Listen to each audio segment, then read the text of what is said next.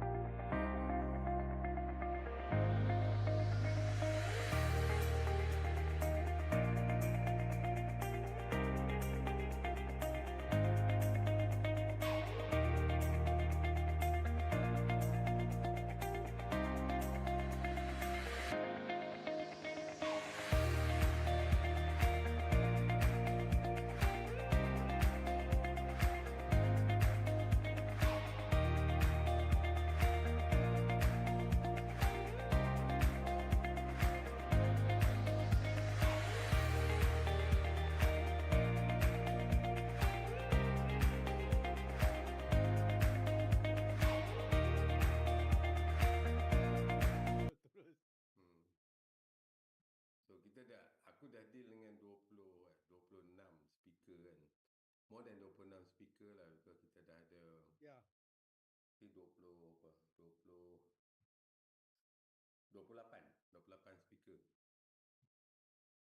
So dealing with scientist wanita ni agak susah sikit lah. Jangan dia dengar. Not anti-feminist lah, that by experience lah. Mana boleh cakap, aku yang deal kan, daripada start dengan setting the date and everything. Dia susah nak buat keputusan for apa, future punya keputusan lah. Kalau lelaki mudah sikit lah. Even aku tanya baru ni yang menang Nobel Prize kan, so aku email balik berapa orang lah yang think first yang jawab Kak Wyman lah. Dia kata dia kata dia agak surprise why quantum tunneling boleh menang kan. It's nothing lah dalam fizik, but probably the impact of technology lah. Itu aku tanya Martin Shelfie, dia kata, aku tanya Martin Shelfie pasal Nobel Prize in Chemistry. So dia kata dia tak ada idea lah, because there's a new field, no comment. But aku tanya Katalin Kariko on medicine. Dia kata dia tak ada masa untuk review orang lain je. Memang pure honest lah cakap lah, tak ada masa. Tak pasal dia mampu happy lah kan. Katalin pun susah lah aku deal. And at the end dia setuju lah dengan Martin Shelfie. It's a double Nobel Prize winner punya conversation lah. Dia tak boleh putusan. So dia kata you email me again on early September. So aku email sekali early September. Okay, boleh. Sebelum tu aku tanya dia bulan 7 kot this year. Dia tak boleh beri putusan juga lah. Bukanlah aku chop semua lah, but based on berapa orang perempuan yang jadi speaker ni, so it's quite complicated sikit lah nak deal lah compare to lelaki lah. Ayah, mana dia tak masuk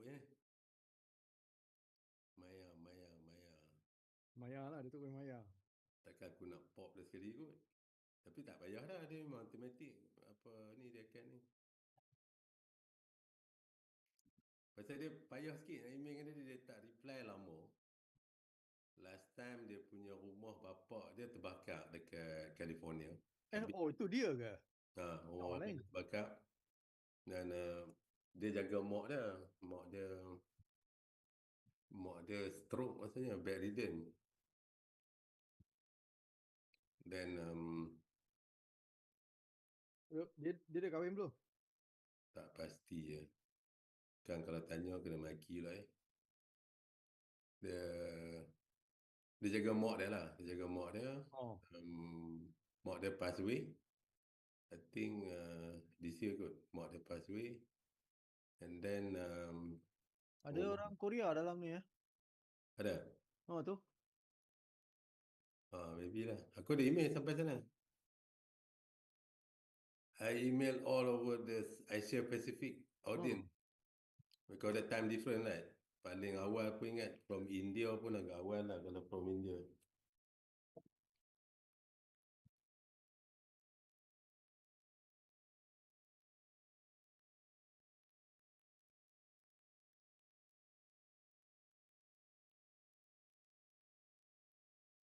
Itu the effective of kita nak panggil orang join ni kan. Aku tak duduk fikir juga lah by Google invitation and then they click yes or the decline.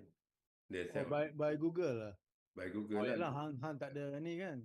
That's it lah yang aku boleh buat. Yalah, mana nak bolos masuk dia punya sistem When dia pre-rank, dia unless hang hacker lah. And then aku letak dalam tu I think every day, every week lah aku update berapa orang, then send apa ni masukkan dia orang dalam tu, and then tunggu dia orang accept, and then kadang aku pop up lagi, beritahu. Then about 140 something about 65 yang accept, but every time yang accept tu is not represent yang masuk. Itulah. So that's a problem. Macam mana nak buat? Sometimes dia pre-req, tapi mungkin dia if they pre-req, assume like dia peminat lah. Probably daripada meeting lah, and after that, so kalau dia decline, it's okay lah. But the problem is once they accept, still tak masuk juga.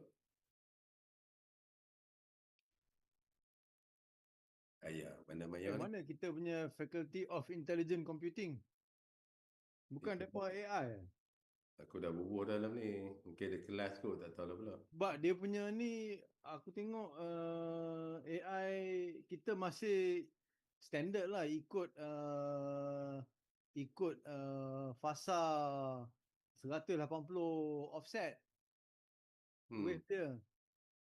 Oh, kita masih cakap AI, depa dah AGI dah. No, Maya punya bidang ni is a human interface. Yalah, human interface. Human interface robotic.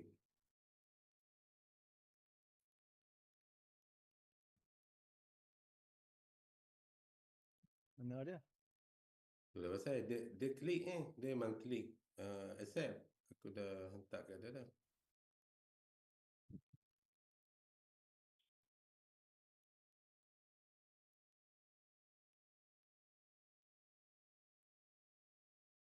Sekarang Oktober, musim luruh. Autumn. So tak adalah api-api. Dia kalau kita buat kat dia punya Google Meet tu, dia memang automatic on dia punya date lah, represent the country. Because dia auto dalam tu lah. Sebab ni agak lambat ni dia ni. Based on ada ni masuk dah masuk awal dah.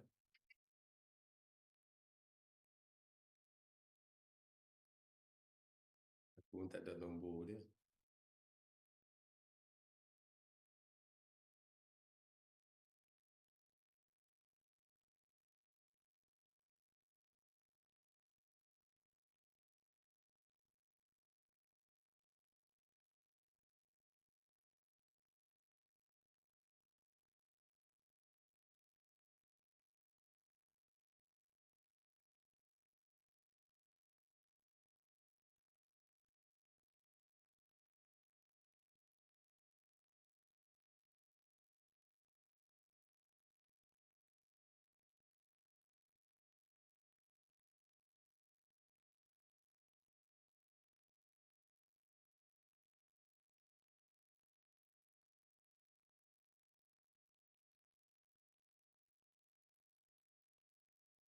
Jangan dia lupa lah. Jangan. Kalau dia lupa, this is the first time kita terpaksa. Okay, Maya is here. Yes, I am. Hello. Yes. Hi, Maya. Hi. Yeah. Hi, good evening. I'm Prabha. Hello. I'll be the moderator for this session. And that's Nazri there. Yeah. So what's time in California now? It's 6 p.m., so this is definitely after hours. Okay. Sorry about that. Okay, thanks again, Maya, for accepting our invitation. And Of course. yeah, we were still waiting for the participant, but I think you can to share your slide, I think. Is there any video that you want to share? Yes. Yeah. Always. That's the whole point of robotics, is that things move and do stuff. Yeah. So just a minute here. All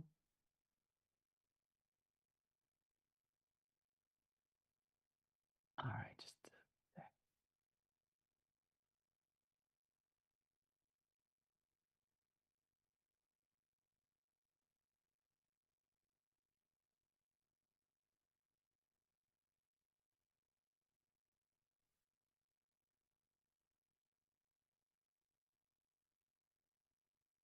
do I need to do do I need a title slide? I don't need a title slide, right? Because basically, you know, everybody knows who I am, right? I mean, that's why they're at this talk.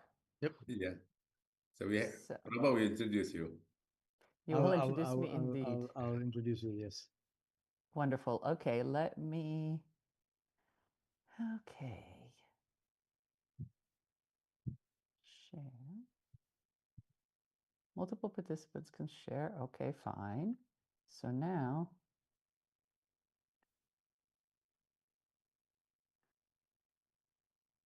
Oh, wait a minute. I didn't click the audio. You always got to do that. Oh, it doesn't ask me to do audio. Hopefully it'll have audio. Yes. Share sound. There we go. Share sound. Great. Show Zoom windows, I suppose.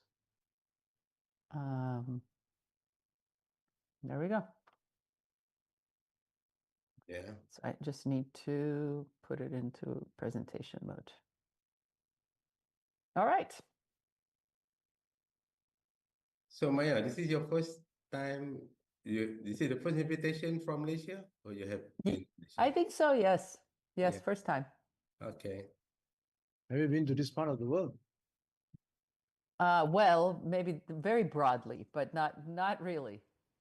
And it would be lovely to go sometime in person. Yep. Yeah.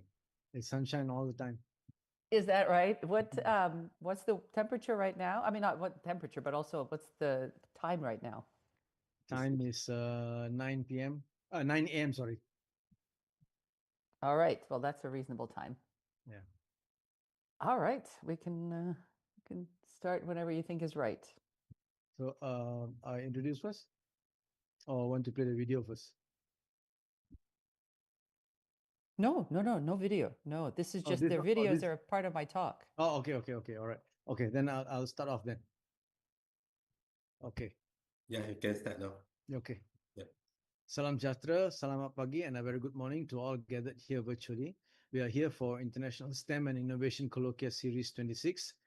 Thank you to Doctors Nazri Halif and Sharifah Nofaiza, as well as UNIMED Vice Chancellor Prof. Zaliman Sauli and Deputy Vice Chancellor of Research and Innovation Prof. Rizal Fandi, their respective offices, and broadcast control team here led by Mr. Sharizan for hosting this event.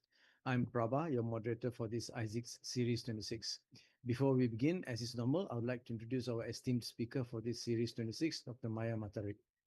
We wish you a very good evening, Prof. Maya. Maya MATARIC is the SOON-SHIONG Distinguished Professor at the University of Southern California with appointments in computer science, neuroscience, and pediatrics. She is the founding director of the USC Robotics and Autonomous Systems Center, co-director of the USC Robotics Research Lab, and led the USC Viterbi K-12 STEM Center. She earned her PhD and MS in computer science and AI from MIT and a BS from the University of Kansas. A pioneer in socially assistive robotics, her research focuses on using robots to support rehabilitation, education, and care, particularly for children with autism, the elderly, and those recovering from stroke or brain injuries. Her interaction lab has led real-world deployments in hospitals, schools, and homes. Prof. Maya is the member of the National Academies of Engineering and Arts and Sciences and a fellow of AAAS, IEEE, AAAI, and ACM. She has received numerous honors, including the PASMM Award from President Obama, the Anita Borg Women of Vision Award, and the IEEE RAS Early Career Award, the ACM Athena Lecture Award, and the Eugene L. Lawler Award for Humanitarian Computing. She is a dedicated STEM education advocate. She also serves as principal scientist at Google DeepMind. If anyone wishes to ask anything, hope you do not interrupt Maya during her talk. It would be better if you could type it at the chat box or ask at the end of the talk. Thank you. Prof. Maya will talk on from HRI to SAR to AGI, how embodied interaction and learning shape intelligence and may shape the future of AI. Maya, the floor and cloud is yours. Thank you so much for that lovely introduction. And I'm really thrilled to be here, even though I'm not here. I mean, I'm here, but I'm not there, but I am there in spirit as well as virtually. So I do want to encourage people to absolutely be ready to ask me a lot of questions. My favorite part of giving a talk is after the talk, which is answering all the questions. So please write them down. I will try, if it's super pressing, I will try to pay attention to the chat, but it is hard to be immersed in a talk and be present and then also monitor the chat. So I would really rather not. However, let me do this. If somebody wants to monitor the chat and really cares to interrupt me, like one of you two, the organizers, you guys can do that and you can jump in. But otherwise, I'm going to present, and then I promise to field all the questions, because my talk is, you know, less than an hour, and then we have loads of time. Yep. All right. All right. Good to go. Okay. So I have to start my talk with what's on everyone's mind and on everyone's devices and in everyone's life, which is AI.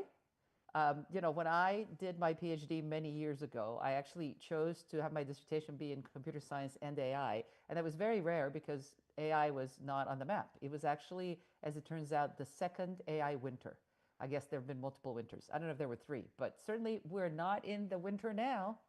So here we are at a time where we've reached an inflection point in certain kinds of AI, certainly disembodied AI, which is what these language models and foundation models that are multimodal are now being developed and being used for. And so I'm going to talk a little bit about that, and I want to couch what I'm talking about in the modern context. I could give you an entire talk on robotics. It is my field. But I don't want to do that because I think it's really important to look at the broader context we're in, because it shapes everything.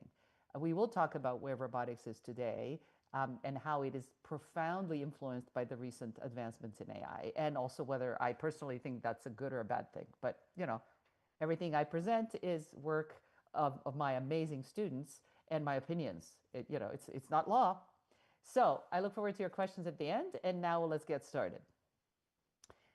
So the first thing that I'm going to say is a little bit about intelligence more generally, because after all, we're talking about artificial intelligence and we're talking about robotics, and robots are a physical embodiment of intelligence.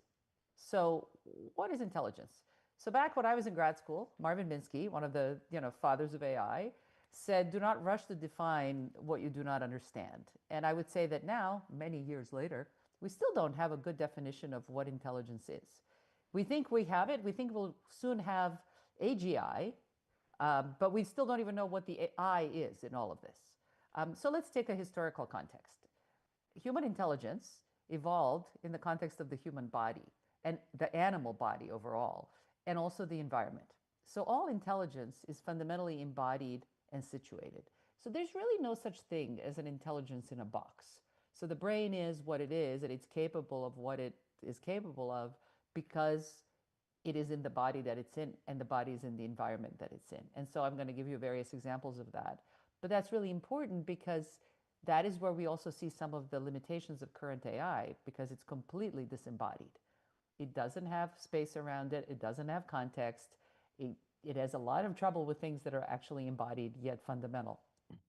So in an actual intelligence in the physical world, whether it's animal or human, well, humans are animals, it's really a symphony of physical, cognitive, and socio-emotional. And we will talk about that because you really can't separate those. And that is important because right now in AI, everything is about cognitive things. So everything is cognition. It's all language-based. It's all about cognition. The physical part of AI, which is robotics, is still a very wide open problem. And then also the social and the socio-emotional capabilities of AI are extremely immature as yet. And all of those are needed if we're going to claim to be reaching AGI. And also all of those are needed if we're actually going to do the important thing, which is creating useful, safe, and ethical AI for humans to benefit from. So we as humans turn out to be very smart, in large part because of the social interactions and the social structures that drove the evolution of language and complex reasoning. The reason that we're so smart is because we have to deal with other people. We created complicated social groups, and we had to know who knows what, who likes whom, who is told what to whom, what do you think that I think that you think that I think. That takes a lot of frontal cortex sophistication. And that is why we're so smart.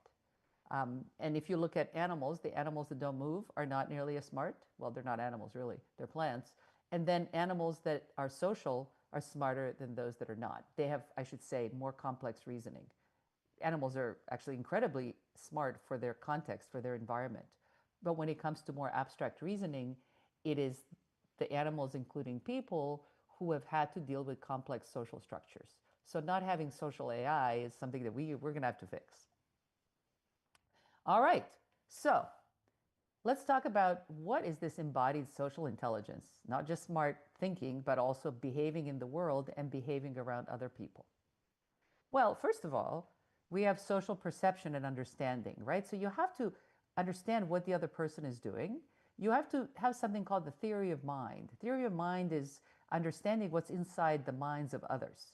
So things like, what do you think? What are you trying to do? Like me understanding what's going on with you without having to have you explain everything to me in language. The other thing that's fundamental is affect. That is the expression and perception of emotion. So again, emotion is not something that you just add on top in order for things to be cute. Emotion drives all of our human behavior. So emotion is very old evolutionarily. It was first around fight or flight, and that was emotionally driven. And now all higher level reasoning is driven also by affect. So this is really fundamental. And then there's the social communication and timing. So for example, turn taking, right? You heard at the beginning, don't interrupt me. Well, it's very rude to interrupt. But then again, how do you indicate that it's maybe time for the person to stop talking? How do you know when you should stop talking? How do you synchronize with the other person? When do you look away? Because, it's good to make eye contact, but if you're constantly making eye contact, you're staring. So there are all kinds of things that we need to do as social creatures, embodied social creatures, that are currently unsolved. Like, did you know, for example, that if you're talking to another person and you're having a really nice, productive conversation, your pupils will dilate, the part of your eye, and it'll match the dilation of the pupils of the other person. Your body language will match the body language of the other person. This turns out to be a very healthy thing. So when you're not talking to people in person, or when you're mostly talking through screens, much less of this is happening, and it turns out to be actually not so healthy. Then we get into social structures. So we're creating AI, we're creating embodied AI robots, right? What roles are they going to fill? Are they going to be our peers, like friends, our buddies, our helpers? Are they going to be subordinates, like pets or students? Or are they going to be our superiors, like coaches and tutors? And people are trying to fill many of these roles. And sometimes they try to fill multiple roles at once with the same AI system. And that tends to not work because nobody wants that. Nobody wants inconsistency. But it is important to think about these roles because as soon as I tell you that you're going to have a buddy robot, you have a bunch of ideas of what that's like. And you already have a bunch of rules in your head for what that robot cannot do. Those rules are not even immediately conscious, but if the robot does something inappropriate, you're immediately going to say, that's not appropriate. That's not what a friend would do. That's not what a pet would do. That's not what a teacher would do. So we have all kinds of biases in our minds that are based on all of the experience we've had. And it turns out AI also has all these biases because it's trained on our data. Now, what are these biases? They're cognitive shortcuts. And they facilitate social intelligence. So they make us able to respond to things quickly in social settings, but they also bias our responses, and sometimes they make us think things that are completely inaccurate. So we're trying to develop, as like the world, we're trying to develop apparently artificial general intelligence, right? AGI. And the part that most roboticists, most people who study human behavior, human intelligence, neuroscience, cognitive science, social science, they will all tell you that AGI requires embodied intelligence because otherwise the system just has no true deep context. And it turns out actually that already today, AI labs, industry ones in particular, are using human-robot interaction, that's HRI, as a key part for training models. Because if you only train models or text or on the internet, which is what was done initially, they have no idea how to behave in space. They don't understand spatial relations like left and right when they're shown a picture. They can't do mental rotation. They can't grasp. They can't do anything for robots, right? So we have to have this physical embodiment. And that's why both robotics, the physical embodiment of intelligence, and human-robot interaction, in many ways, the social aspect, are really key steps on the path to artificial general intelligence. So I say this to you because the entire world is on the path for AGI, for better or worse. And I want you to understand the context of what I'm talking about on that path. And again, to reiterate, the social intelligence is a key challenge. People are really not working on it. People work on things like, oh, let's have two LLMs negotiate with each other. But that's not really social intelligence. That's just, we can negotiate for a cheaper price, or we can do fake apologies, etc.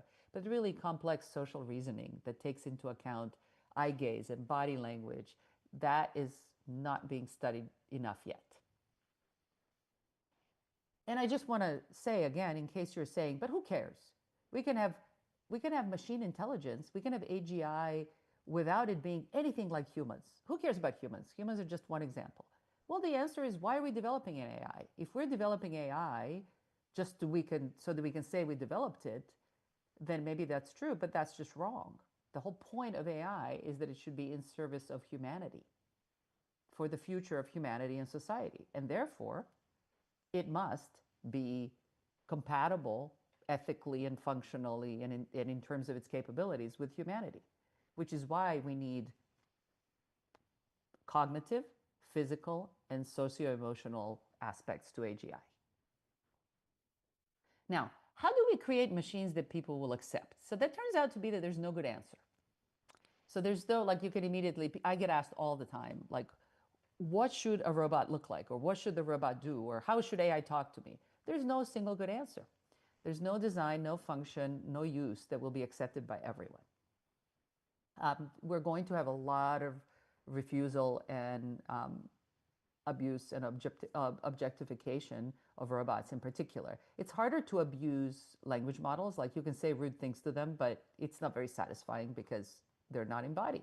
But once they're embodied, once they're physical robots, people behave quite badly around robots. They're not, people can be really intrigued and interested and very empathetic around robots, or they can be very mean and abusive. All these things have been studied and demonstrated. And then how people respond to machines will be fueled by economic stressors and also by misinformation. And this is just a fact, right? This is not just, you can substitute how people feel about robots to how people feel about vaccines, how people feel about, I can name many political things, but I won't. So basically, people are driven by their social context and their situation. And that makes technology development really hard. And it's just going to become a bigger issue as we start seeing more impacts of AI. So what will happen when we have robots among us? Well, we already know some things from over 25 years of studying human-robot interaction. That's a quarter of a century. It's not a new field. So, for example, we know that when we create lifelike behavior in machines, users assume that that machine has agency, that it can make its own decisions, that it has goals, that it has intentions, and even that it has emotions, even if it does not. Even if it's just moving around in a circle, people will assume a lot of things if it's lifelike. People can feel relatedness to the machine if it's properly programmed. They can find it helpful, they can be empathetic, but also if the machine or the machine-user interaction is done poorly, people can find machines creepy. The uncanny valley effect is very well established. So they can be creepy, and people can experience cognitive dissonance. Cognitive dissonance is this difference between what you expect and what happens. For example, it happens when you have a really realistic humanoid. It looks really realistic, so you expect it to move like a human and talk like a human and be as smart as a human, but it's not. That's cognitive dissonance. And so that can result in really bad behavior by people. People can dislike the robots, they can choose to not buy them, choose to not keep them, choose to return them, or they can bully and abuse. And again, all of this has happened. It's already happening. So this is not a prediction. This is based on research. So additionally, in addition to all of this complexity, because we're human and we have these cognitive biases I mentioned, we also project them on robots. So, if a robot looks like a particular gender, we expect things that are biases for that gender. If the robot looks like a particular size, for example, if a robot is bigger than 3/4 of your height, you're going to feel intrinsically more threatened by it. And this is just even unconscious, right? If the robot is a particular color, if it wears particular kinds of clothes, all of these things make a difference. And it has to do with the fact that we, as humans, are very biased by groups and what groups we're in. So in-group, out-group behavior, self or other thinking. And so you can perceive a robot as being in your group or out of your group. And it really depends. If the robot is nice and friendly, like Baymax in Big Hero 6, or maybe like WALL-E, you can feel like, oh, it's really cute and I like it, and you feel empathetic. But, excuse me. But if the robot is this, scary, creepy humanoid, and it isn't doing anything really helpful, you might really feel like it's an out-group. You can feel like it's something other, and it is threatening, and it is dangerous, and it's too expensive, and you don't like it. But you could also feel differently. You can feel just the opposite, depending on what you need in the moment, what group you come from, what your education is, what your needs are, etc. So it's complicated stuff. So, because all of that is so complicated, I have always believed that we should create robots that address the needs and opportunities in what people actually need, and typically in human health and wellness. And I really like the domain of human health and wellness because it's fundamental to survival. If you don't have health, well, what else is more important than your health? Right? I mean, if you don't have it, then, you're sick or dead. So health is so fundamental. So if we develop machines that help to support human health and wellness on a large scale for everybody, not just for some people, but for everybody, then we can feel good about actually doing something worthy. And while the others are going to be worried about, gee, does the robot look male or female? Some of us can choose to think about, is this robot actually helping a population of people with challenges in terms of health and wellness? Is it helping them get better? And if it is, that's a measurable result. So that's how I define these robots that care. And while we're at that, I just want to mention that it's really important that we think about the balance of automation and augmentation in the technologies that we develop. And that means all of us. So, the students in the audience are students today, but in some number of years, we'll be developing these technologies. So you get a choice. You get to choose what you work on. Do you want to work more on automation, which is the replacement of human labor? Or do you want to focus on augmentation, which is enhancing human abilities so that people can have some work that gives them meaning, right? These are choices. And I think right now we need more balance because one side is getting much more attention than the other. And I think we all know which side it is. It's automation. So the goal of the talk and the goal of the work that we do is to create human-robot interaction for accessible and personalized care and training. So accessible means it should not be high cost. It should not be complicated to use. And personalized means that it's not one size fits all. It adapts to each individual. And that's for physical, cognitive, social, and emotional health. And to make that happen, we want to have these delightful human-machine interactions, not just barely manageable, but like things you actually want to do because they improve your life. And that is the field of socially assisted robotics. So this is a field that I'm proud to say my students and I named, and it's about 25 years old now. And we have, I will show you a little bit of a history, but we have evolved from ideas to actual systems to companies in the real world. But the idea of socially assisted robotics is machines that help people to help themselves. So these machines are not doing the work for people. They're encouraging and supporting people in doing the work themselves. And they're doing that through social interaction. So what does a socially assisted robot need to be able to do? So certainly it needs to have perception. It needs to monitor what's happening with the user. And there's a lot of work on the quantified self to detect and diagnose and prevent things. It also needs to be able to provide coaching and training and support. But that's not enough. So you might actually think about a lot of other technologies that are not robots that can do that, right? So you can have a camera in someone's house that can tell if they have fallen. It's a privacy issue, but some people might choose to have that when they get old and frail. Or we already have lots and lots of coaching apps that will tell you what to do. But unfortunately, that turns out not to be enough. Very few people actually have significant changes in their behavior and improvements in their health from using apps. And there's a reason for that. And I'll give you lots of examples and results to back that up. If apps could solve everything for us, that would be fantastic. But apps have been around for a long time, and AI is not changing that. And why is that? Well, it's because what's missing is that embodied, physically, relatable, social, intelligent. It's this companionship. Companionship is something that you either feel or you don't. And you generally don't feel it for apps. There are people who do get hooked and they feel something, but it hasn't turned out to be very healthy so far. So we really need this social intelligence to provide motivation to people to keep doing things that are hard and the grit to get through failure, because hard things are hard and you keep failing. It's not hard to help someone do something that they already want to do. That's easy. That's not interesting. What's hard is helping someone change their behavior and do something they know they need to be doing, but they're not doing it because it's really, really hard for one reason or another or many reasons. So that's the hard part. And so that's the point of socially assisted robotics, is to help people help themselves. And there was an article about this field back in 2009 when it was 15 years ago, when it was quite young, 16 years ago. And I use this picture still because it's such a good picture. All right, so what's happened in 25 years of the field? Well, in the early 2000s, when the field started, we and a few others, very few, were doing experiments in the lab, one user at a time in the lab.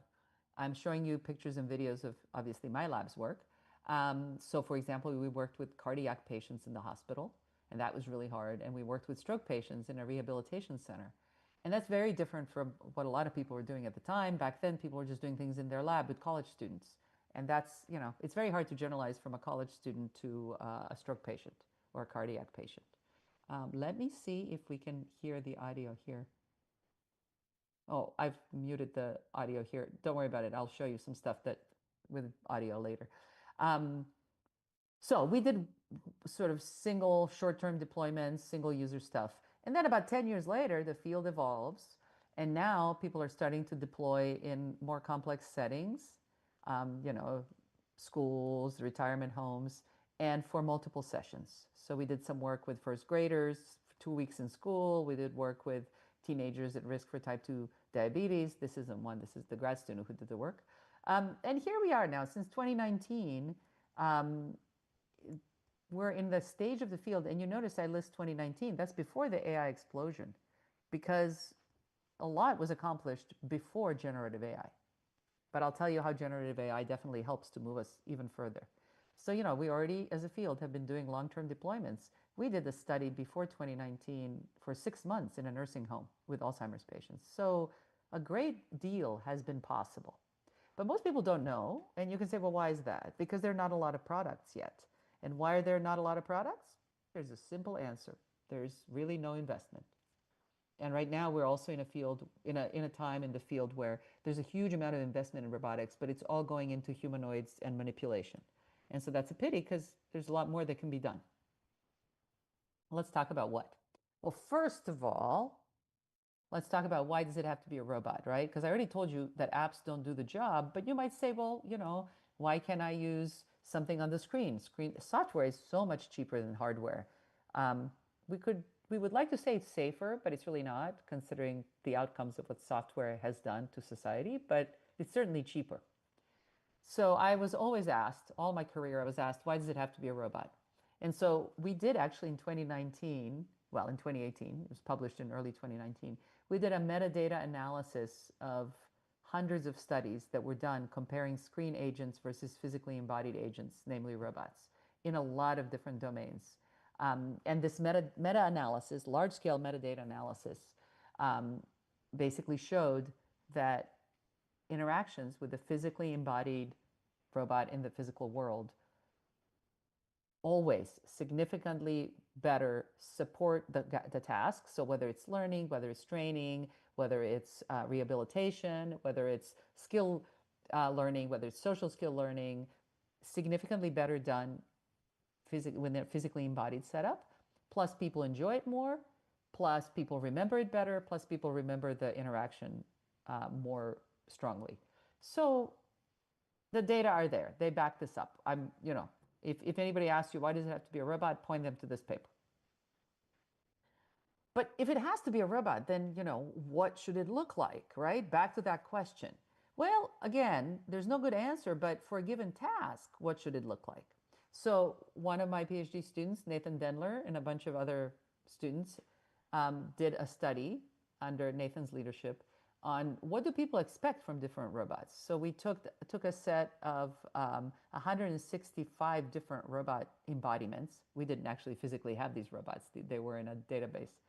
And we asked almost 2,000 people along a series of dimensions what their expectations were of those robots' capabilities, which is very important because if you're building a robot product and you want it to be like a nurse and then you build it like a dog, well, no one's going to expect the dog to be a nurse because dogs are just not nurses. That seems obvious. But now, okay, well, does it need to be humanoid? Does it need to have legs? Does it need to be a particular gender? Does it need arms? It gets pretty subtle, right? So we did a very large study on that. And if you see this QR code, you could grab it from there, or you can look up the publication, which also has a link. Or you could just look up Nathan Dendler and you can find the paper. And, like I mentioned, there are a lot of biases. So just to touch on gender for a bit, if you have a robot that speaks with a deeper voice versus a higher pitched voice, most people will ascribe a deeper voice to a male and a higher pitched voice to a female.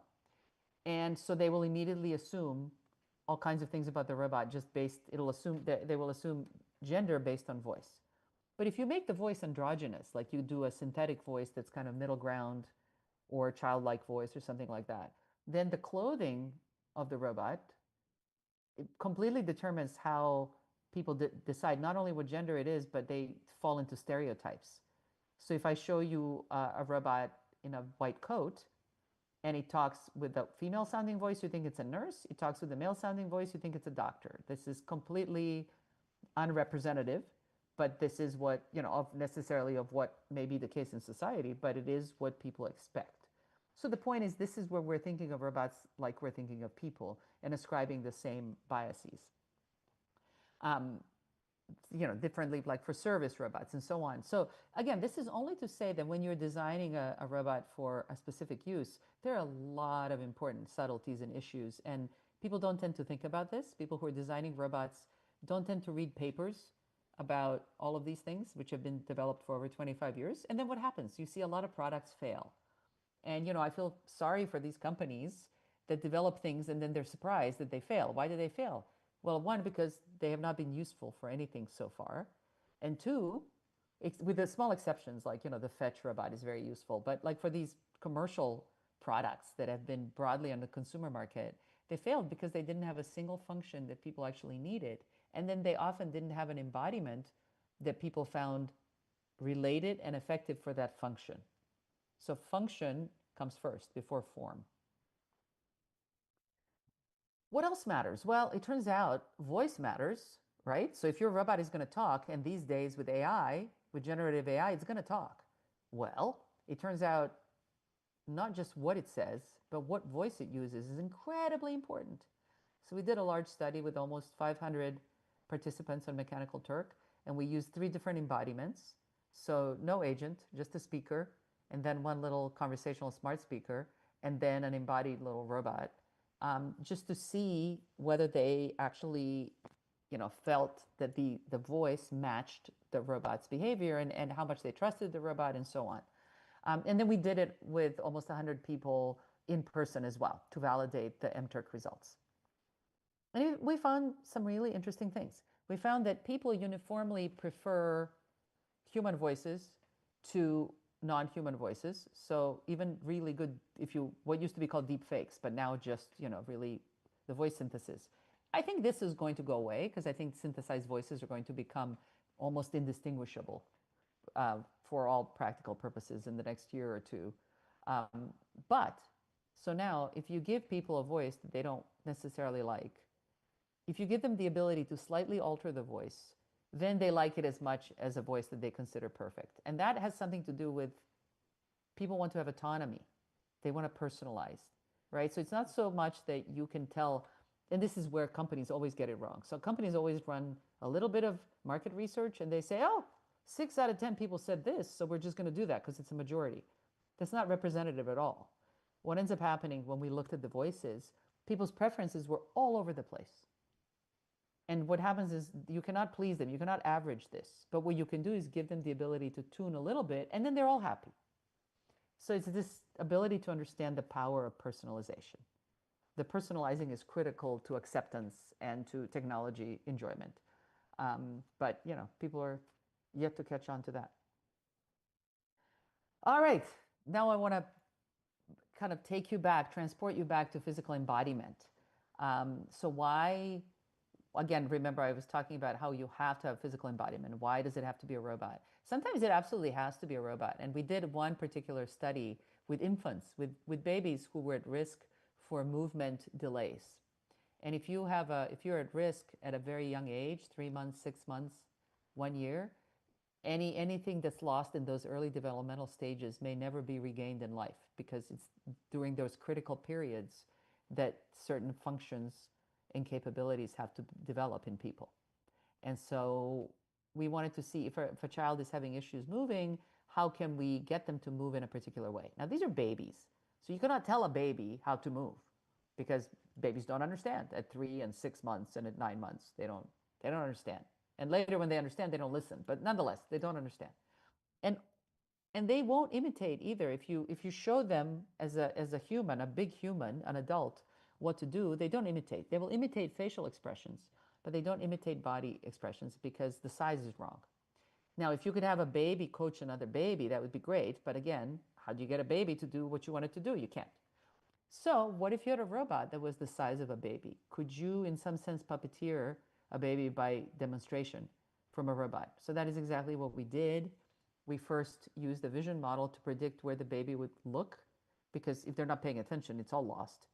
So you have to drive their attention with a predictive model of what is going to be most surprising. And then you move the robot in a way that the baby will pay attention and also try to imitate.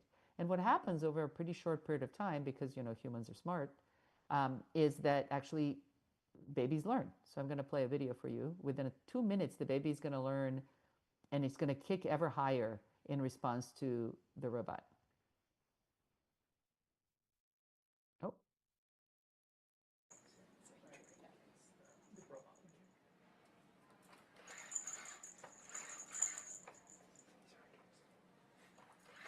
See, the baby's imitating.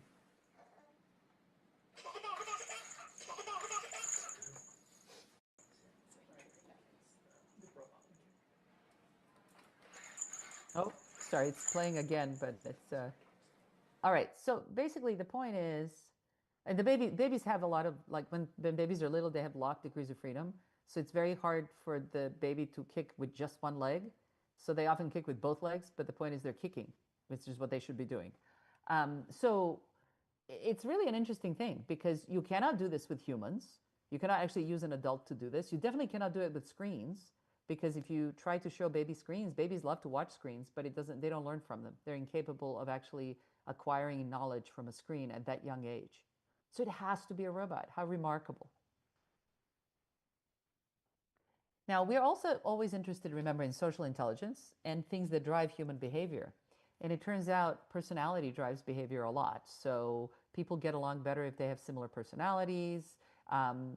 If you are extroverted, you will recover faster from stroke. If you have some bit of neuroticism, you will actually have better health outcomes because you'll worry about it more. Things like that, right? They really drive behavior. So, and they drive social interactions. And so we were interested in, if we had a robot that could coach a person, which we did, and this was already 20 years ago, how should that robot behave, and how should it talk with what personality in order to encourage the user the most? And so we wanted to model personality on a robot. How would you do that? Well, now with language models, you can prompt a model to have a particular personality. But hold that thought, because I'll tell you about that in a minute. But first, let's just talk about how would you have a robot express a personality? Well, if we're not talking about what the robot says, how can it physically express a personality? Well, it turns out how close it gets, how close people get to each other, the tone of voice, whether it's higher pitched or not, how much it gestures, and then, of course, what kinds of things it says. These are all expressions of personality. So because it's a physical robot, we cared about things like how close it gets, the pitch of voice. Generally, extroverts have a higher pitched voice than introverts, regardless of gender. More gesture. Again, it depends on the culture, right? Some cultures gesture a lot, like Italians gesture a lot. But even Italians that are extroverted gesture more than Italians that are less extroverted. And so we basically created an extroverted robot and an introverted robot. And then we had users interact with the robots, and we took the users' personality questionnaires as well. And we found several really powerful things. First of all, we found that when we paired users with robots with a similar personality, like if someone is highly extroverted and the robot is highly extroverted, then people exercise much longer, like significantly longer. When we asked people what they preferred, extroverts would tell us, oh, I like the left robot. We didn't tell them it was extroverted or introverted. They would just say, oh, I like this one or I like that one. If you asked introverts, they didn't report a strong preference, but they still exercised significantly longer with the robot that was matched with them, that was introverted. So it's a very powerful effect. And then finally, we had the robot actually slightly adapt its personality with reinforcement learning. And that's fine as long as it's gradual. But nobody wants a robot that is, like first really nice, like, oh, you're doing great, and then suddenly says, oh, it was terrible. Come on, you can do better. So you have to have a consistent personality that if it's going to change, it changes smoothly. So now we're in the age of foundation models, language models and foundation models. And so we can prompt models and fine-tune models for personality. And we published this paper is coming out in Nature Machine Intelligence this month, but it's been an archive for 2 years already. And he basically talks about how you can properly prompt a model to have a personality. Because if you just say to a model, answer this question as if you were an extrovert, it'll do that. But if you ask it that question 20 times, it'll answer it 20 different times, which are not consistent.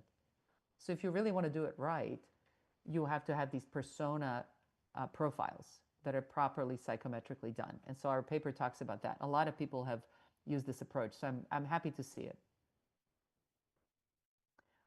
All right, so we've talked about personality. To have a persona is to have more than just personality. It's also to have a backstory. So a persona is someone who behaves in a particular way because of, the backstory that they have. And so we studied backstories way before language models, and they're very powerful now, even more so with language models. So the question was, how do you develop these? And we worked with some hard groups, right, that I mentioned earlier, like teenagers at risk for diabetes who were overweight, and children in first grade, teaching them how to eat healthy, super boring, right? So how do you do that? And so we would have the robots introduce themselves and tell a backstory. And for the diabetes study, they would talk about, for example, the robot comes from a planet Vega, and it used to be more overweight. And so it's interesting because the users were willing to accept everything except that it was overweight. And it's not because robots can be overweight, certainly Baymax is, but more that to a person who is overweight, being overweight is a very personal thing, and they know what it's like, and they don't believe it when it's not real. So you have to be very careful about backstories, because not everything is believable to every person. It depends what is specific to what's sensitive for them. And then for first graders, we had to generate motivation for them to learn really boring things, like how to eat healthy. And we did that around having a sibling and competing with a sibling, which was very powerful. And then we also did that. We're doing that at Google and have published a paper in ACL this last summer, where we talked about basically how you can properly build a persona around backstories that come from demographics and also personality from the previous work. So again, when you build a persona, you can make an AI model just tell you a story, but that's not really grounded. It'll do something, but is that something actually predictive of what that kind of person would act? You don't know, because it's just made up. To make it really grounded, we provided this method that basically relies on a bunch of demographic data and personality data and really gives you something that is much more predictive of that kind of persona. Oops. Empathy. We're really interested in empathy, right? Empathy is a fundamental social capability. It's really important because when people are empathetic, not only is it better for humanity, but it's actually better for the person who are being empathetic. So like if you're expressing empathy and feeling for someone else and helping them and being nice to them, your health is actually improved. So, you know, like if people would just remember that and be nicer, that would be good. So we were interested in not whether robots can behave empathetically, because that's easy, that's been done. You just have the robots say things like, oh, I know how you feel, just like language models do. They behave like they have empathy. But of course, they don't really have empathy because they don't feel anything. So it's not hard. Empathy is not what you feel, it's what you do. But we were interested in the harder thing, which is, can we get robots to make people more empathetic, to create like the feelings of empathy in people, because that's good for people. And so we did a bunch of studies. We had robots that were telling stories, and then we had robots that were asking for help. And in the storytelling context, we found that people empathize more with people than with robots. So if a robot tells a story about a person versus another robot, people care about people more. That's good. They also care about, like if a robot tells a story about itself versus about another robot, they care about the robot first. So first person versus third person. This is true for people as well. If I tell you a story about me versus someone else, you're going to care about me more. They also think that first-person robot storytellers are more human-like than third-person robot storytellers, even if the story is the same. So again, there's this kind of bias to relatedness. And then it turns out that when people are interacting with robots and experiencing different levels of empathy, their unconscious facial expressions, facial action units, actually manifest the empathy. And so we were able to do a prediction around 70% accuracy based on, this was a deep learning model, so you know, a smaller model, basically on these facial expressions, that we could predict when people were feeling empathy. So it's the first model of empathy prediction. Then we also wanted to see how empathetic people would be to robots that are asking for help. So we, again, had 3 types of robots. They're not specific personalities. They were saying 3 different things. Completely neutral, like I've detected a physical contact with a wall, blah, blah, blah. Or funny, I usually see quite well, but the darkness has taken me. Or sad, I'm afraid I might have to come apart to get fixed. It's so scary. And then we asked people, basically we had a robot in the room and we had a person doing a task, and then the robot was doing its own thing, but it would constantly interrupt the person to ask for help using one of these 3 approaches. And we found, interestingly, so I predicted that people would like funny robots and they would hate sad robots because I found the sad robot really annoying. But it turns out, actually, statistically speaking, people were most willing to help the sad robot. They would help the robot more times if it was sad than if it was neutral and funny. And in fact, the funny robot was the least popular. Now, humor is tough. Maybe the humor was bad and college students didn't like it. College students are difficult to please with humor. But it is important. The vulnerability is very powerful. So vulnerability in robots is a powerful thing. And we also found that the more familiar people were with robots, the more willing they were to help, which makes sense because familiarity, you know, makes people more at ease with machines. We also found that vulnerability can help people disclose more. So we have been developing robots that help support groups. So whether the support groups are around students who are stressed or like cancer survivors, anxiety, all kinds of different needs for support groups. Support groups are very, very effective. But it's hard to get support group mediators because people burn out listening to other people's problems and mediating these groups. And so we did some small and some larger studies looking at robots as mediators, and they are effective mediators. And in fact, now we have a larger effort where we're looking even on of robot mediators in Zoom interactions. And it's really, really interesting that when you have an autonomous robot, and it really actually reduces negative feelings across different conditions. But if the robot is autonomous, anxiety is reduced Whereas if the robot is puppeteered, then anxiety is not reduced in users. So there's some really interesting effects. And again, there are a bunch of papers on this that you can see. But it's just interesting roles for robots to support human social behavior and wellness. All right, so let's talk about the intersection of the socially assisted robotics and machine learning. So I think, as I mentioned at the beginning, where the fields have to go, where AI has to go, is personalizing for every individual. Whether it's care or simply answering your questions on the web, personalization is where things are going. And so, we really need the system to understand each user and adapt to each user. And yes, that is a privacy concern, but, there's privacy concerns at every level that need to be taken care of and really have to be addressed seriously. So the more the system knows about you, the more of a potential privacy breach it is. So that's why privacy and security and personalizations are tightly interleaved. But these socially interactive and socially assisted robot interactions, they really create engagement and motivation. So you can generate a lot of data realistically by creating a SAR scenario in a way that it's much harder to do if you're just getting people to shelve books or you're doing teleoping a robot. And then you use machine learning to enable prediction and adaptation for personalization. And this interplay is what actually helps to create larger models and then allowed them to be at this new frontier of adaptation. So I'm going to give you some examples. So we have worked for 20 plus years on one of the hardest problems in personalization, and that's autism. And that is because every user with autism is different across users, but it's also every user is different across time. So it's sort of the hardest possible community and user community to work with in many ways, because big data is always about, if you have enough data, you will see patterns and you will get statistics.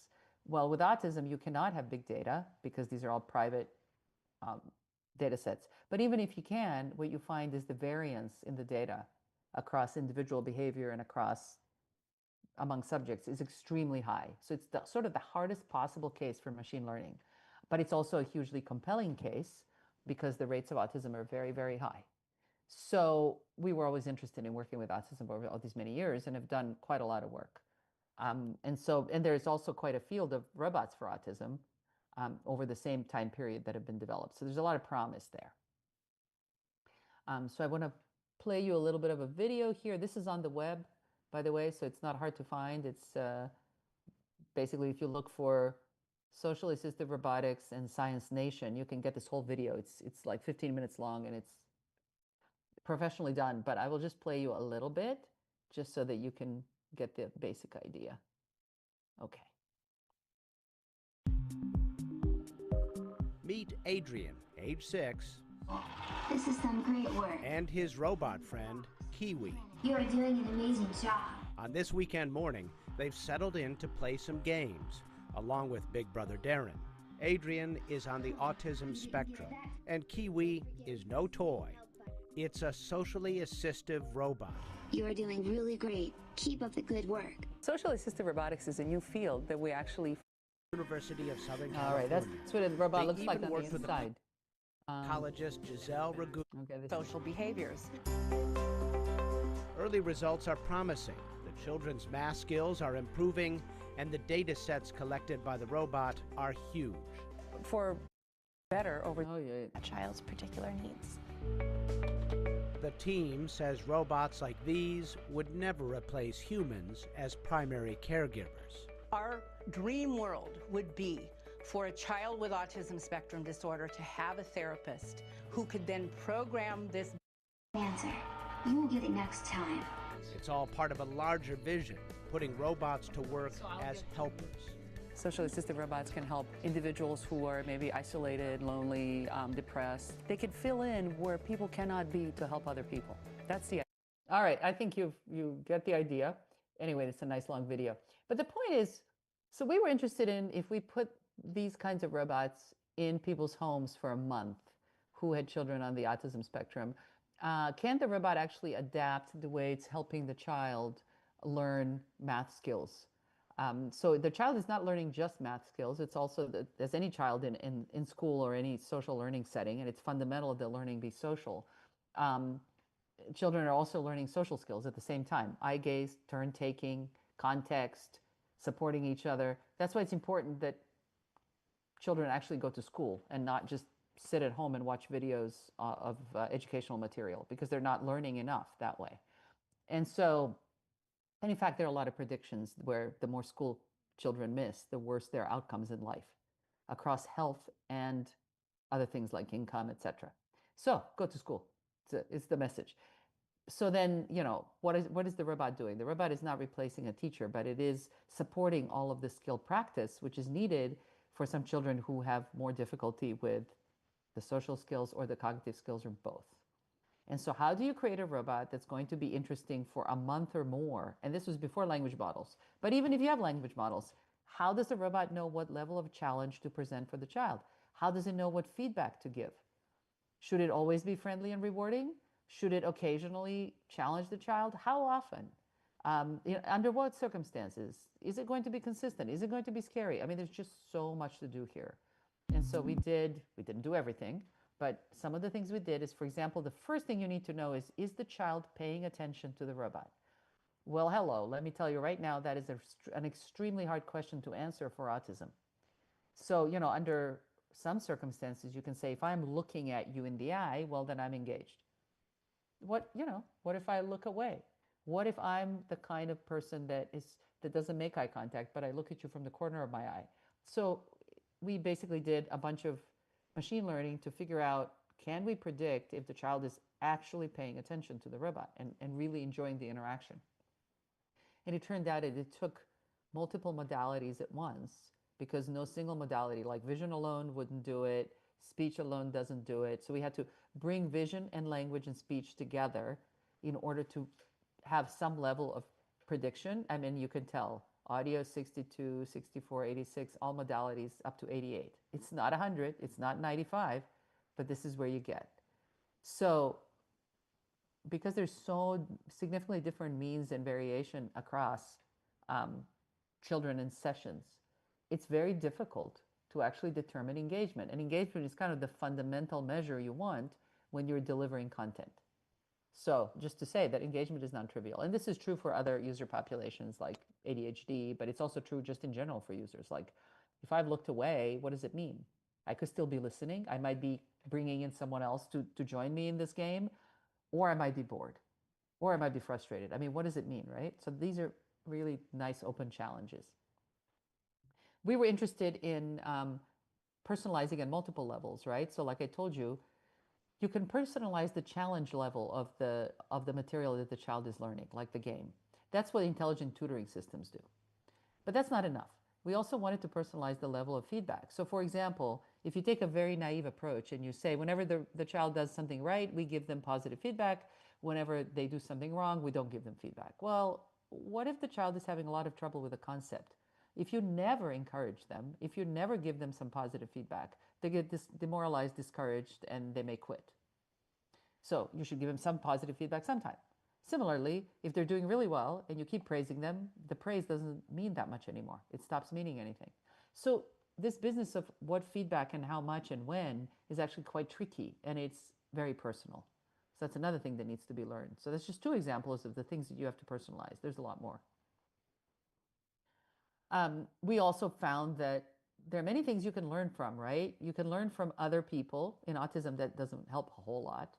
You can learn from your own data, right? And you can learn increasingly from each session of your own data. And so one of my recently graduated PhD students, Jung-Hao Shi, did a beautiful paper on looking at how you bring together these different sources of data in a way that they maximize your ability to predict and help the child learn best, especially in a small data regime. All right, some other things we've done. We've used these robots for speech therapy. So this is quite interesting. This actually happened during quarantine, during COVID-19. One of the folks in my lab, Mick Hospitale, she's a professor now in Italy, but back then she was a grad student, and she needed to collect data, but it was during COVID, so she couldn't go into a facility. And so they had to leave the robots with children who were getting speech therapy. It was really remarkable working with 20 children over 8 weeks.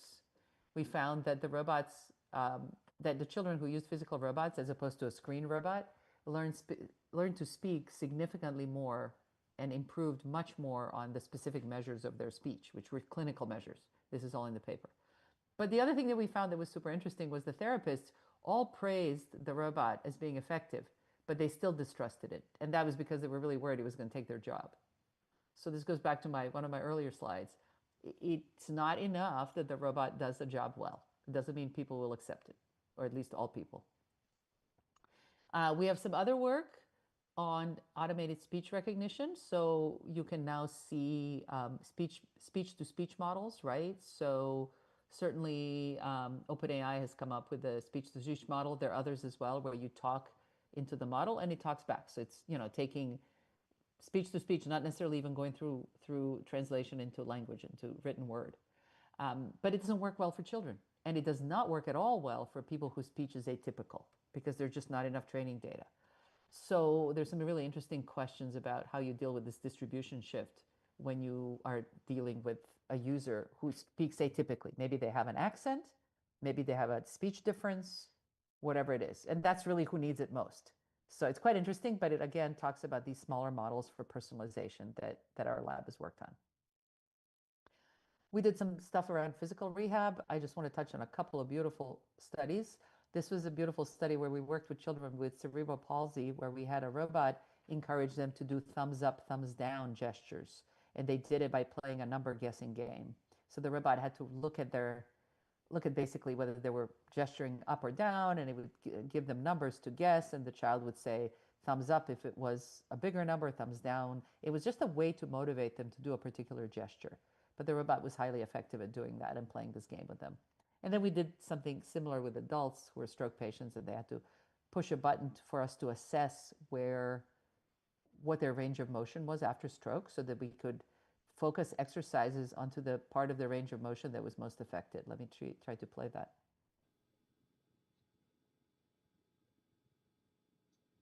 No, that was great. So there's a socially assisted robot and a robot that is a robot arm that gives them a target. So it's actually a combination of two robots because the socially assisted robot cannot actually do that kind of detailed reaching. And you're seeing an actual stroke patient who has a real deficit, right? This is not faked. So this study ended up generating data and created a model published in Science Robotics that's now being used for training stroke patients.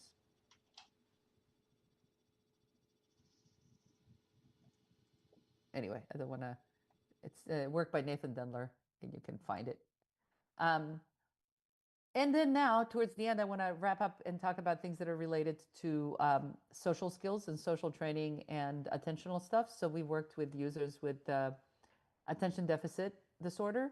So in particular, developing robots that would just be body doubles. So the body doubling is a well-known effect where people will perform much better with their attention to studying if there are other people around them studying as well. But you can't always have other people around you studying. So could a robot do that instead? Could a robot just be nearby, sort of studying with you as a body double? And we did a study on that, and we found that indeed it was very effective, and the robot was very highly effective. And then we also expanded that to not just be a companion, but to actually be used to study robotics, because the robot is both a study companion and a tool. But the problem is robots are really too costly, so they're too rarely used, especially these kinds of robots. And if all investment is going into humanoids, they're not going to be affordable anytime soon. So we developed a really low-cost adaptation of a platform. It's the Blossom platform from Cornell. We redesigned it on the inside to lower the cost of the materials, and then also added some affordances like ears and so on. And lights and sound and so on. And so now we have this, this is open sourced, it's on GitHub, and anyone can use it for their studies. And it is a very effective platform. So we've also done some affordances around tactile stuff, like the robot. We've had a robot that is plush, like a stuffed animal, and people can't stop touching it, and it actually calms them down. So there are all kinds of interesting effects with these robots. And so I just want to wrap up by saying that, there's this, wait, did I tell you? Oh yeah, this is the key thing. So, we talk about this embodiment and how important embodiment is. And it's because we as humans are embodied. And so I just want to reiterate this point about disembodied AI not being sufficient. Because, in fact, if we are interacting only with machines and screens, our mental health and general health declines.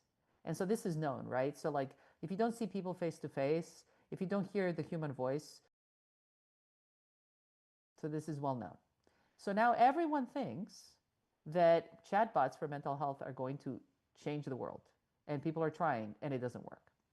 So we were actually interested in looking into this. We wanted to see if a large language model can deliver cognitive behavioral therapy. It's a very standard thing. Everyone's talking about this being the solution to everything. Well, we did a study, and we found that we used very, very well-established metrics of therapist-client interaction. So this is how a therapist is known to be effective, right? How is a therapist effective, right? It's all about this alignment. It's not so important whether they're doing CBT, DBT, breath work, mindfulness. It's the alignment between the therapist and the patient or the client. And so we developed basically a linguistic alignment measure, which we first validated, and it is valid. And then we evaluated the performance of LLMs as cognitive behavioral therapy therapists versus humans who were not even experts versus human experts. And what we found hands down is that LLMs can deliver cognitive behavioral therapy very, accurately, but they're not effective as therapeutic tools because the alignment between how humans are responding to cognitive behavioral therapy and with LLMs is very low compared to responding to humans, even if the humans are just like friendly people on Reddit who are not even experts. And then certainly not surprisingly, human therapists are more effective than LLMs. That's not surprising. That's like a baseline expectation. But even a lay, non-expert human is more effective than an LLM. That's interesting. So then, of course, that begs the question, what about a robot? And so we did a study. This is now already a couple of years ago. We did a study in the dorms with a robot delivering cognitive behavioral therapy versus a chatbot, versus just worksheets, which is what you have to do for homework for cognitive behavioral therapy. And we found that even though students were happy to interact with the chatbot, just like with the robot, their distress, psychologically measured with a clinical measure, was only decreased significantly with the robot and not with the chatbot. So again, basically all evidence points to chatbot and online agent interactions as being engaging and interesting, and people will do them. But we don't have a lot of evidence to show that they're actually effective, especially when it comes to mental health. And that's important. It's important to think about evaluation based on these really hard measures, not just enjoyment. So my takeaway, human-machine interaction can do good and make us better. There's a lot of evidence already for improved health outcomes, more social reciprocal engagement, more empathy, less selfishness, improved learning and training and rehabilitation. It's really AI for good in action. But it does require us working on real-world problems with real-world populations and testing in a real-world context. And hopefully balancing this replacement and automation with actual enhancement and support and augmentation of human abilities. So that's the message of Robots That Care. So hopefully I've given you some ideas and some inspiration and can now take your questions. Thank our sponsors, especially the National Science Foundation, and thank my students who have been amazing and are still amazing. And it's just the biggest joy in the world to interact with amazing researchers. All right, I will stop there. Thank you, Maya. That was fantastic. A lot of things. You're very kind. There was a lot of things that surprised me. But can I say this? There is no. Okay, it's not. There is no. Is there an equivalent like the LLM for language acquisition and response. Is there an equivalent for these robots to learn and be emotive and be responsive? Thank you for that question, because actually I promised to talk about that, but I didn't. So so I thank you. Thank you for calling me on my promise. So what you're asking for, so remember what happened with language. People built ever bigger models, and then suddenly we reached an inflection point when we found that, oh my goodness, they're very good at dialogue. They're maybe not accurate every time and a bunch of other things, but they were remarkably good at dialogue. And that was that inflection point that people were blown away. And that's what that's when GPT came out, and then a bunch of other models, right? Now, subsequent to that, people have found a bunch of limitations, and those are being worked on.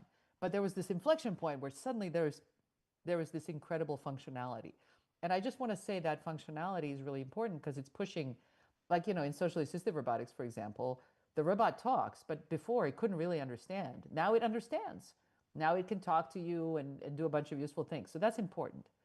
But now everyone wants to believe that because that happened for language, it's going to happen for robotics. That if we put enough video data and if we just show enough things to robots by demonstration, suddenly we will hit this inflection point where robots will suddenly start to move in beautiful, smooth ways and recognize objects and grab things and be totally safe and incredibly smart. And there's really very little good reason to believe that. And here's why. The first argument, which actually was made really eloquently by Ken Goldberg at Berkeley, was just a data argument. Let's suppose that all it takes is data. Well, the amount of data that it would take to create models that are multimodal, so you need video, you need audio, you need contact, you need force, you need pressure. It is inconceivable how big those would be, given that you would want the robot to operate in different environments and with different light conditions and different kinds of floors and different kinds of objects, right? So just the sheer data prospect is huge. And if you think about how do we do that as humans, well, the way we do as humans, right, is we have a lot of training early on and we have a lot of pre-wiring, and then we represent things very efficiently. We don't know how to do that yet with these models, right? The whole thing about how do we make models smaller just for language, whoa, right? So there's a data question. But there's a more fundamental question, which is the type of training that is being given to robots. And so I'm finding myself all the time in debates with even more senior people. Like, I was on the same side as my former advisor, Rodney Brooks. We would both say things like, you cannot teach a robot by demonstration a large number of skills that have to be learned by trial and error. And the example he gave was opening an oyster with a knife. You can watch as many videos as you want, and you can't do it. Or let me give you a more obvious example, balancing. Like trying to balance something or juggling, anything like that. You can watch all the videos you want. It's just not going to be enough. You're not going to be able to watch it and do it. It's kind of like in that movie Matrix, where, he just gets something uploaded in his brain and suddenly he's an expert at martial arts. That's not going to happen. You're going to have to practice martial arts to be an expert at martial arts. And that's the problem with robotics. There's no shortcut. Like how, you got to do this training. So that's why I think it's going to take a little while. However, while I don't think that it's good that almost all investment is going into just humanoids work, I do think that with that much investment, there will be some significant progress. But is it going to get us all the way? Not unless we're looking at much more embodied ways of actually practicing and learning and representing data. That's a very long answer. I'm sorry, but it was a great question. Yeah, that's sort of what I expected. The other thing I'd like to ask is, looking at the number of input that you just described that is needed for robotic for SAR, is there enough processing power within the robot, or is it going to be some interconnected system like a cloud-based feedback up and down? I think that's already the case, right? All of the network, all of the models are running in the cloud for things that are being used for robotics or for anything large, like all of the, any of the models that any enterprise models, right, or any models like, whichever big ones you're using, they're in the cloud. But having said that, people are working very hard on doing things on device, right? So it just depends on what functionality you want. But your question specific about robotics is a really tough one, right? Because we don't know how much, how little of a model you can have if you want to do real world perception and real world manipulation, because we haven't even figured it out with the big model, much less a small model. Whereas, for example, if you look at some other functionalities, like let's suppose I want to have a device that's collecting a bunch of my data, like something that is a quantified self device. It could probably do a lot of that on device. It doesn't have to do, maybe it connects with the cloud occasionally, but it doesn't have to do it all the time. So I think what you're trying to do and what kind of data you're using and what task depends, but robotics is a really tough case. And we're just not there yet. We're just not. I understand. That's quite a challenge there. Would it be helpful if they were somehow interconnected? Yes, I'm coming back to the cloud model, but if the robots were somehow interconnected, I'm also imagining somehow Asimov's 3 rules. Whoa, so many things to unpack there. So Yeah. the first thing I would say is, if we think of robots as like, if you think of it as distributed models, right? So you're distributing across many machines, like you could be distributing across multiple servers. That's an architecture question, maybe, right? So maybe you have a bunch of them so they all collectively need one another. But, that's also, it's a tricky thing, because then they all need one another. And if one of them fails, right? So, that's, unless you have a whole bunch of them, but then what is the scenario for that, right? So Yeah. maybe, right? Like it's almost like an internet model, right? I hear what you're saying. But, we'll see. I think if I had to put my bets on things, I think if we specialize, we will eventually be able to make the model smaller. But we have to first make it work, understand what it takes for it to work, and understand what can be shrunk. And that's much harder for robotics than it is for, unimodal things, or even like if I were interested in a modality like speech. That's a lot of data, but it's still just one modality, and it can be compressed. So, to your question about Asimov's rules, there's a reason why he was able to write these fun books, because the rules are impossible to implement and they conflict, right? So that's, you're getting into philosophy there. I can't help you with it. No, why I said that was because, coming back to the question that they were somehow interconnected, networked robots, and if one of them did something bad or failed, would that feed back into the system and affect the other robots? Yeah. So that's why. Yeah, exactly. And this is a great example of the power of social behavior.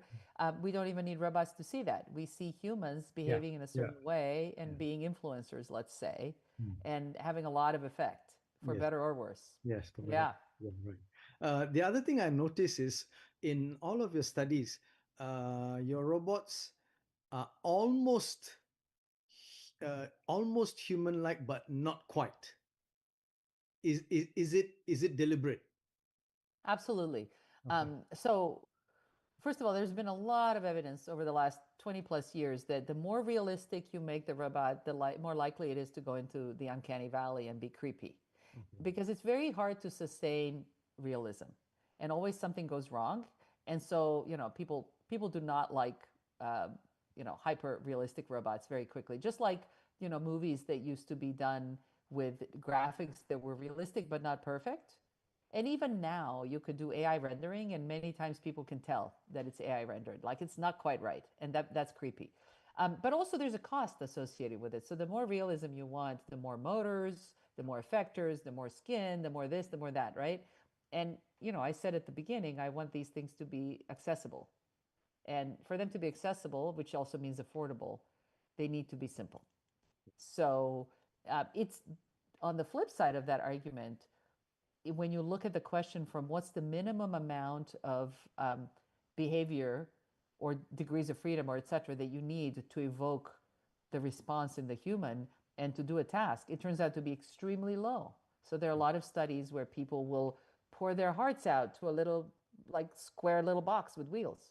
So it's all about the engagement that you establish. And I think that's the powerful thing. That's what matters. It's much harder actually to get real engagement with something that's super realistic, because very quickly it's creepy. People's expectations are really high. They get disappointed quickly. I do not have any desire to fall into that valley. Okay, all right. The other thing I'd like to ask is, in one of your videos, the kid kicking the ball with the robot, and the robot was quite almost, I would say that was the most closest to a human. My question is this: if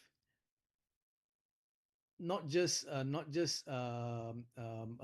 socially inadept kids, but normal kids were brought up by such kind of robots, do you think in the future they might be able to accept a more human-like a robot?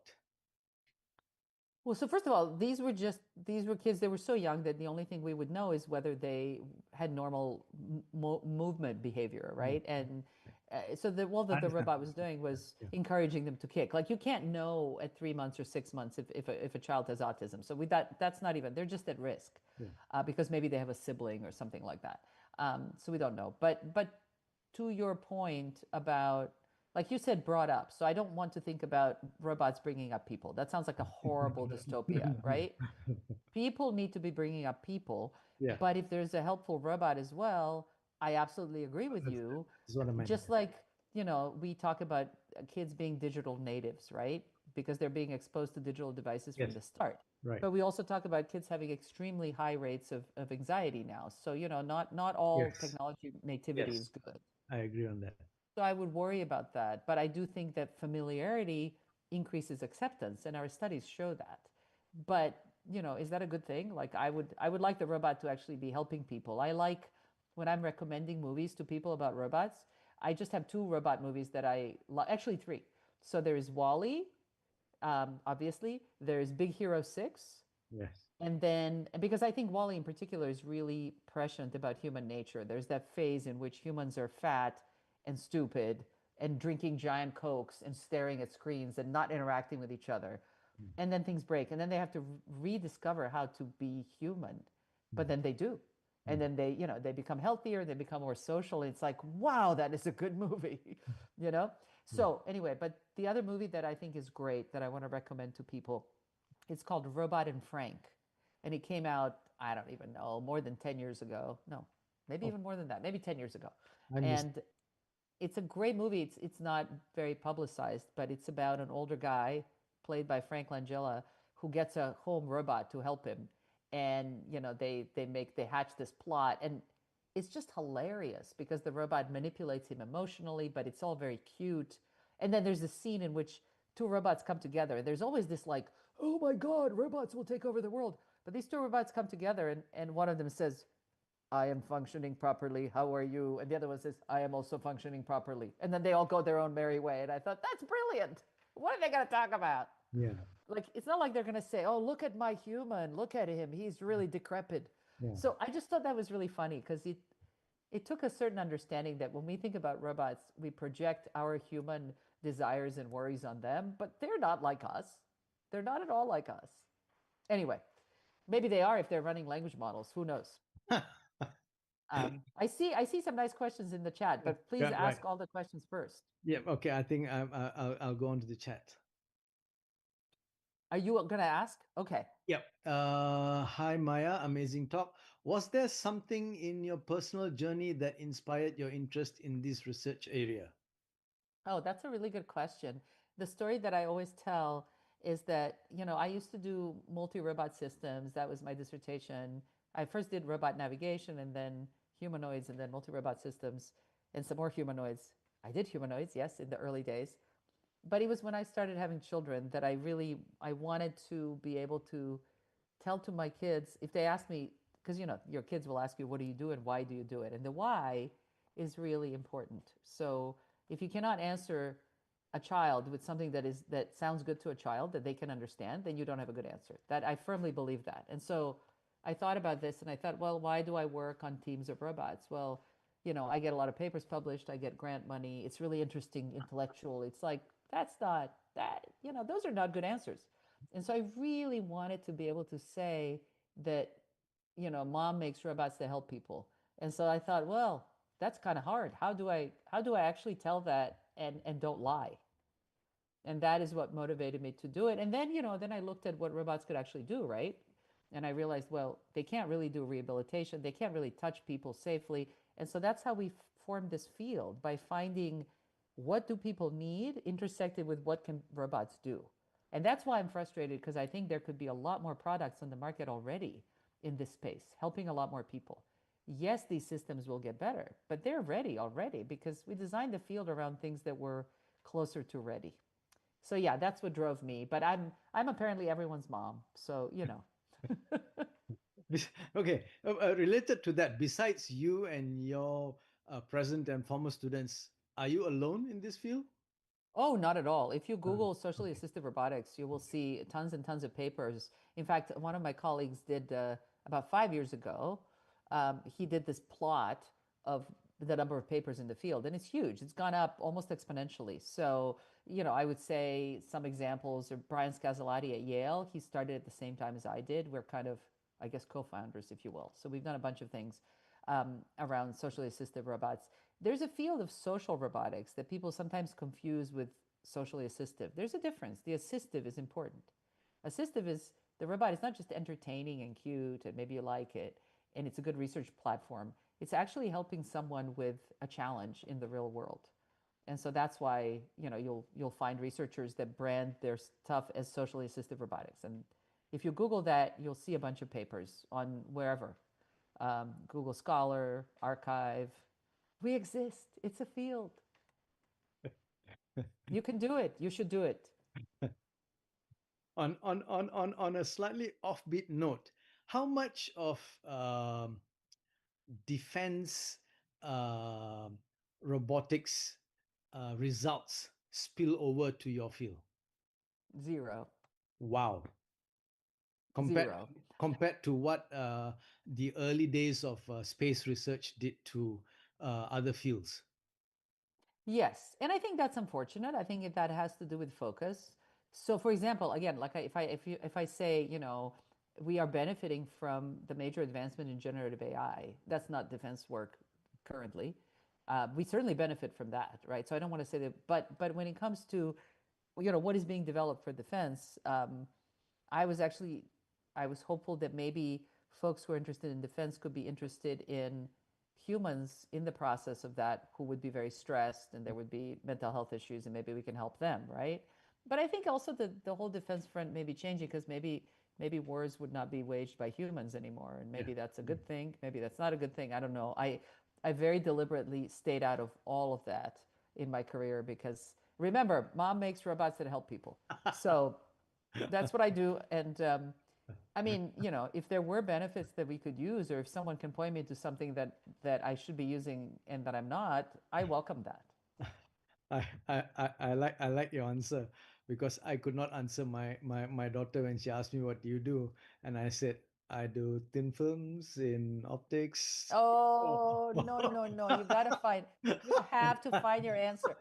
I'm gonna tell you that if I failed miserably. I do this very silly thing, but I challenge my colleagues, especially, the ones that are doing like physics and stuff. They always think that they can't explain it. And I say, if you can't explain it, you don't understand it.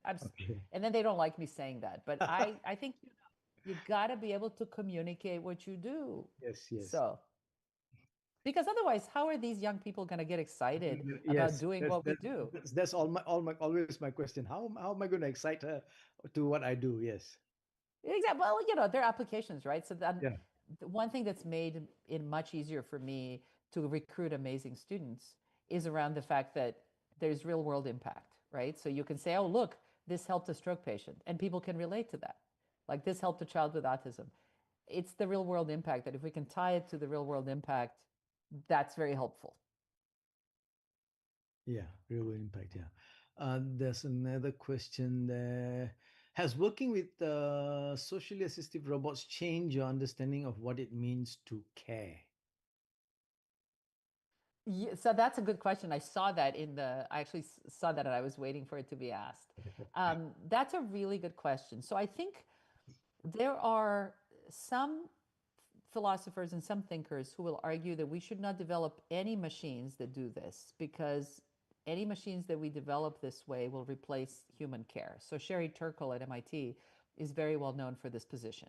And I don't disagree with her that, I would like us to be in a world in which every human can get support from other humans that they need. But we're not in that world. And I don't know how we're going to get to that world. So I'm hoping that when we create these machines that care, that we're not replacing people, right? Because I talked about augmenting. And that's also why, we look at domains where there are just not enough people, right? So I remember I told you mediators in support groups experience burnout, and there's a shortage. There's a shortage of nurses. That's really hard, so we don't do that. There's a shortage of therapists, right? So we tend to go, there's a shortage of PTs for physical rehab. So we tend to address domains where there are not enough people. Like there's a huge need for autism therapy. But everything we do, and I think everything that AI could possibly do in any near future, is it still needs the scaffolding, the help of humans, right? So like if you're a stroke patient, our robot will help you, but you still need the doctor to basically decide what exercises you should do and when, and check in. And I know people are hoping that AI will take that over, but the problem is the care quality, that's not what we should be replacing. We should be replacing all the terrible things that make being a doctor in certain countries very unpleasant, right? So like people, I think, a lot of doctors I know are excited about AI because now they could just talk and it'll actually take good notes, and they won't have to constantly look at the computer instead of looking at the patient, right? These are good things. This is progress, because then we can have more people paying attention to actual people. So I mean, honestly, I would prefer to have a world in which you don't need the robots. But I don't know how we're going to get to that world. And until we do, how do you get any level of support for people? I can't ignore them today for some future of tomorrow. So I don't think it's changed my notion of what it means to care. But people are often surprised because they expect me to say, oh, robots are great and they can be as good as people. I don't believe that. I absolutely do not believe that. But I think if they can support people where there are no people or there are not enough people, that's good. Okay. Thank you.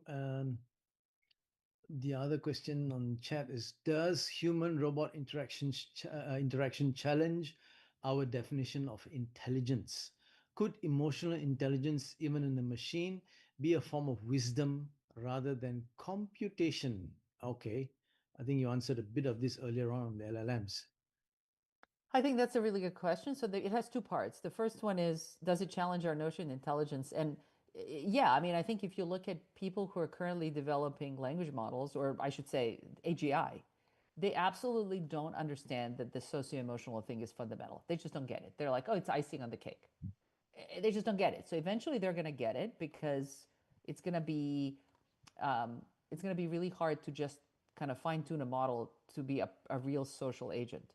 You can always, add some fine-tuning, but if it doesn't fundamentally have what people will call deep binding, to really understand some concept, like, why am I being empathetic? So think of it this way: if you don't understand deeply the golden rule and why you should be empathetic, if you're just doing it circumstantially because, like, I've been prompted to do it, but if you don't prompt me, I don't do it. Well, that's terrible. You're not really, like, you don't have the architecture for empathy. And so that's why I think that it's really important to understand these social phenomena, because otherwise we're at a really high risk of dehumanizing the world with technologies that don't have these fundamental social emotional capabilities. So that is, and I argue this all the time with people, and some people hear it and some people don't, and whatever. It'll be what it'll be. But the models are, some people will benchmark models relative to human social behavior tests or emotional behavior tests. And that's a good thing, because then you can try it and you'll find that the model may be terrible at something, just like they're terrible at some spatial things as well.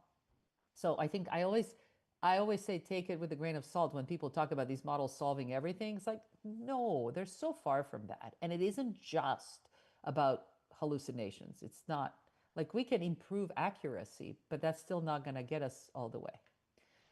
Now, the other part of the question was whether this is in the realm of maybe spirituality. And I think these things are very complex, right? So I only speak as a scientist, and therefore I can only think about measurable things. So if I can't measure it, right, then I don't, if I can't observe it and measure it, then I don't know how to create it because, like this is what I told you about these socially assistive robots.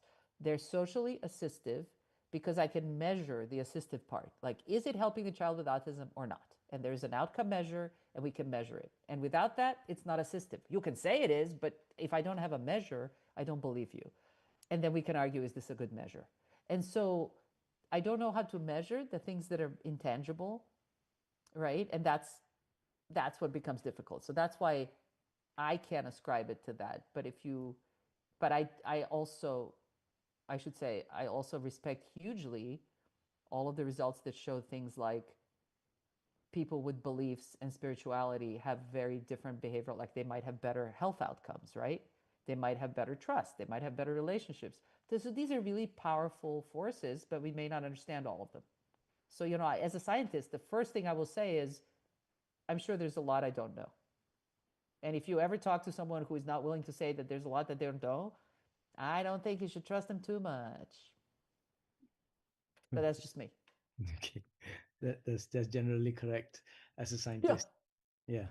An offbeat question: how much has Wall-E, Baymax on one side, iRobot, and Terminator on the other side have affected research in your field with respect to what happened to JAWS 1, 2, 3? To JAWS 1, 2, 3? You mean like how people stop swimming? Yes. And how people start hunting sharks and all that. Well, that too, yeah. So that's interesting. That's I love these questions. These are great questions. So I will say for me personally, when I saw Terminator, maybe 3, I don't even remember, but this would have been 25 years ago. So you can go check. Yeah. I actually was very disturbed. It was Early Drones. It was a movie version of Early Drones. And I remember thinking and seeing the movie, and it's like a doomsday movie. It's not a happy Terminator. Yeah. And I remember thinking, I understand really reasonably well how this can be made. And that was about the time that I was, also having kids. And I just thought, I don't like that. Like, I don't like that that's my thing. And so for me, for my choice, Terminator actually was one part of the impact, but the kids were the biggest. But I do think that, media and the movies we see really shape profoundly how we see the world and the possibilities. And so I think the images of robots, I used to be so frustrated with the media because all the robots were evil. It was such a trope. It was like, oh, the evil robots. And I just thought, can you actually have a robot that isn't evil? And that's why I love these other movies where the robots are much more human, like in Robot and Frank, like in Wall-E, so I think, for example, Big Hero 6 with Baymax, there's an entire group of researchers, both in the US and in Japan, that are trying to build Baymax. Okay. They're literally like building soft robots. And that's great. That is fantastic. That is, I'm thrilled. Because Baymax, if we can it's very hard, but it's lovely to have people inspired by these things.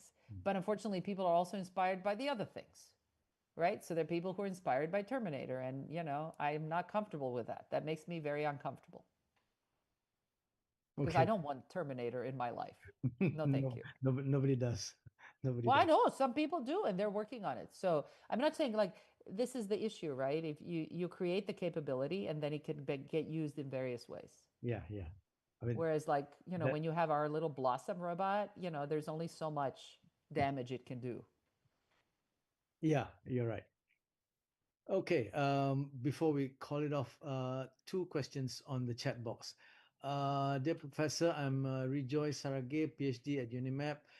Thank you for insightful presentation. My research focuses on adaptive learning for university students, specifically how AI can personalize their learning pathways. I would like to ask your advice. In the future, I plan to develop an assistant robot that can mentor students. Do you have any suggestions or recommendations related to this idea, particularly in connection with my research topic? Thank you. Yeah, so this is a great topic area to go into. I absolutely encourage it. I have a first-year PhD student who's going into exactly that area. As you saw, we did a little bit of that with autism as well. I would recommend looking at the work of Cynthia Brazil at MIT, who has done a lot of work on, early childhood education and also using robots for education. Brian Scazzolati at Yale, his lab has done some of that work as well. So I think it's a great area, absolutely. It's, there's just so much potential with kids because there's so much that they could be learning, and there are a lot of challenges. Some things are just hard. Like, for example, I'll say that math historically is taught very badly. And so many kids learn to dislike math.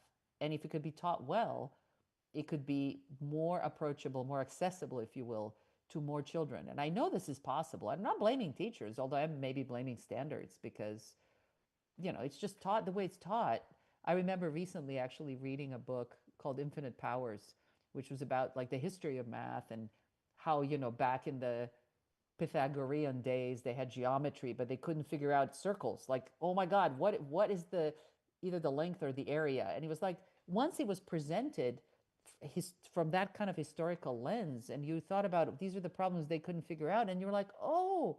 And I remember thinking, if they had showed me this in third grade, I might have been motivated, as opposed to just shoving equations at you and then testing you on equations. So that's just one example where if you can make the curriculum more exciting and more relatable, but I think it's not just the robot, it has to be also how things are taught. I will say one thing. I had a student who did a beautiful piece of work on learning, Tom Greschel. He basically did something called kinesthetic curiosity. And so he had students using really low-cost augmented reality, so just a tablet that was using a camera, and then he was projecting onto the world additional, little boxes of code. And students could reach and move code around. And they learned to code faster and better because they were less intimidated, because students who code by typing end up being much less willing to try things than students who just pull things around visually and physically. So we called it kinesthetic curiosity because it was about movement. And students were more curious, and students who are more curious, they try more things. Trial and error generates better learning, more robust learning. Okay. So I think if you're going to go into this field, you first need to understand about pedagogy, and don't improvise. Don't think that you have the best idea about learning, because people have been studying learning for hundreds of years. And it's important to know what we know about human learning, and then think about how do we introduce a robot in a role that is really helpful and amplifying. But if we can do that, I think that's a great area. Go for it.